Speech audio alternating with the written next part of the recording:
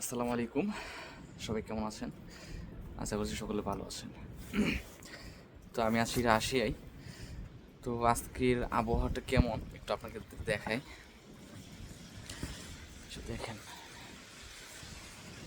আজকে হচ্ছে আপনার তুষার প্লাস হচ্ছে বৃষ্টি একসাথে।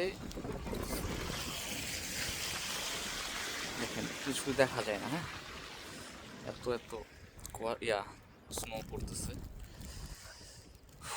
এখন আপনার মাইনাস চলে হচ্ছে 5। মাথাটা তো পেটে গেতেছে। দেখেন কি অবস্থা।